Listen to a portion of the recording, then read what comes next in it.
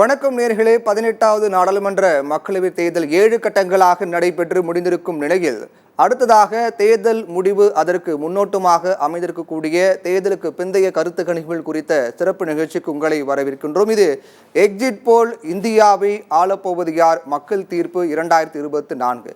வருகின்ற செவ்வாய்க்கிழமை வாக்கு எண்ணிக்கை தொடங்குகிறது. ஒவ்வொரு சுற்றுகளாக முடிவுகள் அறிவிக்கப்பட இருக்கின்றன.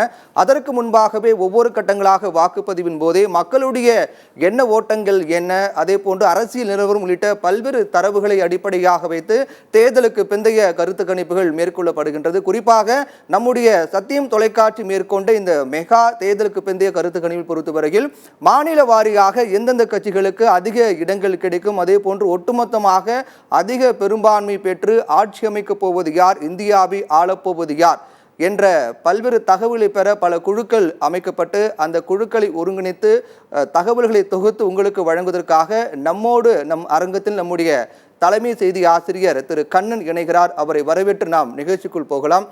கண்ணன், வணக்கம். தற்போது 7 கட்டங்களாக தேர்தல் நடைபெற்று முடிந்திருக்கின்றது. தற்போது 7வது கட்ட வாக்குப்பதிவு நிறைவு பெற்றிருக்கின்றது. இந்நிலையில் தேர்தலுக்கு பிந்தைய கருத்து கணிப்பு என்ற நிலைக்கு நாம் தற்போது வந்திருக்கின்றோம். தேர்தலுக்கு முந்தைய கருத்து கணிப்பு, தேர்தலுக்கு பிந்தைய கருத்து கணிப்பு என்று பார்த்தோம்னால் தேர்தலுக்கு பிந்தைய கருத்து கணிப்பு அப்படிங்கிறது மிகப்பெரிய ஒரு தாக்கத்தை, எதிர்பார்ப்பை மக்கள் மத்தியில் ஒவ்வொரு முறையும் ஏற்படுத்துகின்றது. அதற்கு முக்கிய காரணம் என கடந்த கால வரலாறு, தேர்தல் வரலாற்றை பொறுத்தவரையில் தேர்தலுக்கு பிந்தைய கருத்து கணிப்புகள் எந்த அளவுக்கு ஒத்துப்போய் இருக்கின்றன, உங்களுடைய கருத்து என்ன கண்ணன்? பிரவீன்குமார், உலகின் மிகப்பெரிய ஜனநாயக திருவிழாவாக 140 கோடி மக்களுடைய இந்தியாவில் இந்த தேர்தல் கடந்த 2 மாதங்களாக நடந்து முடிந்திருக்கிறது. இதில் கருத்து கணிப்பு என்பது தேர்தலுக்கு முன்பாக அந்த மக்களின் மனநிலை எவ்வாறு இருக்கிறது என்பது தொடர்பாக அவர் கருத்துக்களை கூறுவார்கள். ஆனால் அந்த கருத்து கணிப்பு என்பது சில நேரங்களில் மாறலாம். ஆனால் வாக்கு கணிப்பு என்பது தேர்தலில் வாக்களித்துவிட்டு தாங்கள் யாருக்கு வாக்களித்து விட்டோம் என்பதை தைரியமாக அவர்கள் உறுதியாக கூறுவார்கள். அதனால் தேர்தலுக்கு பிந்தைய இந்த வாக்கு கணிப்பு என்பது ஓரளவு அது துல்லியமாகத்தான் இருக்கும் என்பது பல்வேறு இந்த வாக்கு கணிப்புகளில் நிரூபணமாகி இருக்கிறது. அதன் மூலமாக இந்த வாக்கு கணிப்பு என்பது 28 மாநிலங்கள், 8 யூனியன் பிரதேசங்கள் மற்றும் வாக்காளர்கள் 100 கோடி 90 கோடிக்கும் மேற்பட்ட வாக்காளர்கள் இந்த தேர்தலில் வாக்களித்திருக்கிறார்கள். அவர்கள் எந்த எண்ணத்தோடு வாக்குகளை அளித்துவிட்டு இப்போது தேர்தல் வாக்குப்பதிவு நிறைவடைந்த இந்த நொடியிலிருந்து அவர்கள் நாடு முழுவதும் என்ன மனநிலையோடு வாக்களித்திருக்கிறார்கள் என்பதை மக்கள் முன் எடுத்துச் சொல்வதே இந்த மெகா வாக்கு கணிப்பு. பிரவீன், அதே போன்று ஏப்ரல் 19ஆம் தேதி 102 தொகுதிகளுக்கான முதற்கட்ட வாக்குப்பதிவு தொடங்கியது. தற்போது 57 தொகுதிகளுக்கான வாக்குப்பதிவோடு இந்த 18வது நாடாளுமன்ற மக்களவைத் தேர்தல் முடிந்திருக்கின்றது. இந்த தேர்தலை பொறுத்தவரை 2004ஆம் ஆண்டு நாம் எடுத்துக்கொண்டால், இந்த தேர்தல் கருத்து கணிப்பு பொறுத்தவரை நீங்கள் கூறியது போல 2004ஆம் ஆண்டு எடுத்துக்கொண்டால் அப்போது நிச்சயமாக பாஜக தான் ஆட்சி அமைக்கும், வாஜ்பாய் தான் பிரதமராக வரப்போகின்றார் என்று ஒட்டுமொத்த இந்தியாவை சேர்ந்த அனைத்து ஊடகங்களும் கணிப்பில் வெளியிட்டார்கள். ஆனால் தேர்தல் முடிவு என்பது அதற்கு அப்படியே மாறாக அமைந்தது. காங்கிரஸ் தான் அப்போது வெற்றி பெற்று ஆட்சி அமைத்தார்கள். ஆனால் அதே போன்று 2019 நாடாளுமன்ற தேர்தலை பொறுத்தவரையில் கிட்டத்தட்ட அந்த கணிப்பு என்பது ஓரளவுக்கு ஒத்துப்போனது. ஆனால் அதற்கு பிறகு நடைபெற்ற இந்த 5 மாநில சட்டமன்ற தேர்தலை பொறுத்தவரையில் கருத்து கணிப்பு என்பது மாறுபட்டதாக தான் அமைந்தது. இப்படி இருக்கக்கூடிய சூழ்நிலையில் இந்த 2024 கருத்து கணிப்புகள், நாம் சத்தியம் தொலைக்காட்சி மேற்கொண்ட அந்த கருத்து கணிப்பு பற்றி சொல்லுங்க கண்ணன். பிரவீன், இந்த வாக்கு கணிப்பு என்பது பல்வேறு தேர்தல்களில் பல நாடுகளில், உலகம் முழுவதும் பல்வேறு நாடுகளில், அமெரிக்காவில் நடைபெறும் தேர்தலாக இருக்கட்டும், அது போன்று ஜனநாயக நடைமுறைப்படி பல்வேறு நாடுகளில் நடைபெற்ற தேர்தல்களிலும் இந்த தேர்தலுக்கு பிந்தைய இந்த வாக்கு கணிப்பு என்பது மிகவும் துல்லியமாக இருந்தாலும் சில நேரங்களில் மக்களின் அந்த எண்ண ஓட்டம் என்பது வாக்குகளில் மட்டும்தான் பிரதிபலிக்கும். அது வாக்குகளில் அவர்கள் சொல்லும் வாக்குறுதிகளில் அது பிரதிபலிக்காது என்பது பல முறை நிரூபணமாகி இருக்கிறது. இதற்கு கடந்த 5 மாநில தேர்தலை கூட நாம் அதற்கு உதாரணமாக கூறலாம். கடந்த மத்திய பிரதேசம், ராஜஸ்தான், சத்தீஸ்கர் உள்ளிட்ட மிசோராம் உள்ளிட்ட மாநிலங்களில் தேர்தல் நடைபெற்ற போது அது 2-3 மாநிலங்களில் காங்கிரஸ் கட்சி ஆட்சியை அந்த மாநிலங்களில் மத்திய பிரதேசம், ராஜஸ்தான், சத்தீஸ்கரில் கைப்பற்றும் என்று கூறியிருந்தார்கள். ஆனால் அந்த முடிவுகள் மாறி இருந்தன.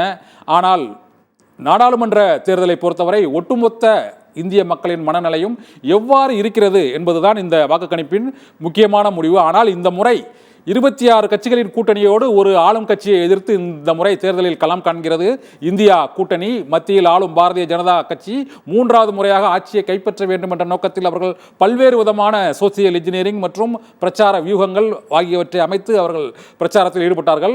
ஆனால் அதற்கு மாறாக ஒரு புதிய வியூகம் இந்த முறை முதல் முறையாக அமைக்கப்பட்டிருக்கிறது. என்றால் 1952-51 முதல் பொதுத் தேர்தல் நடைபெற்றதில் இருந்து காங்கிரஸ் கட்சி 400 தொகுதிகளுக்கும் அதிகமான தேர்தல்களில் போட்டியிட்டிருக்கிறது. ஆனால் இந்த முறை அது அதனுடைய போட்டியிடும் தொகுதிகளின் எண்ணிக்கையை குறைத்திருக்கிறது. 328 தொகுதிகளில் தான் இந்த முறை போட்டியிருக்கிறது. அந்தந்த மாநிலங்களில் வலுவாக உள்ள கட்சிகளானது அந்தந்த மாநிலங்களில் பாரதிய ஜனதா கட்சியை முழு வலிமையோடு எதிர்ப்பதற்காகத்தான் இந்த வியூகத்தை காங்கிரஸ் கட்சி தலைமையிலான அந்த இந்தியா கூட்டணி அமைத்திருக்கிறது. இப்போது நாம் பார்த்து கொண்டிருக்கக்கூடிய இந்த புள்ளி விவரத்தில் 1951ஆம் ஆண்டு 479 இடங்களில் காங்கிரஸ் கட்சி போட்டியிட்டு 364 இடங்களில் அது வெற்றியை ஈட்டியிருக்கிறது. இதேபோல 1957இல் 490 இடங்களில் போட்டியிட்டு 371 இடங்களில் வெற்றியை ஈட்டி இருக்கிறது.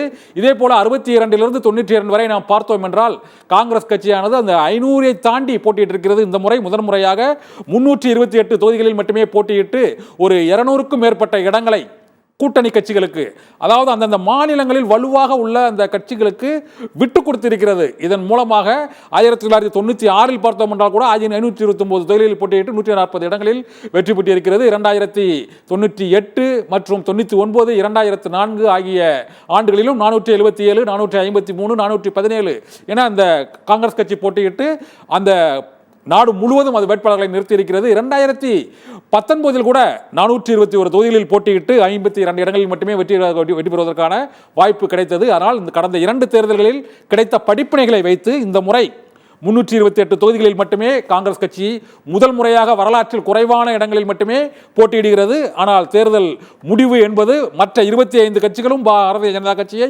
ஒட்டுமொத்தமாக முழு வலிமையோடு எதிர்க்க வேண்டும் என்ற வியூகத்தின் அடிப்படையில் அது அமைத்திருக்கிறது. இந்த வியூகம் இந்த தேர்தலில் பலன் அளித்ததா என்பதை தான் நாம் இந்த வாக்கு கணிப்பில் பார்க்க இருக்கிறோம். பிரவீன்.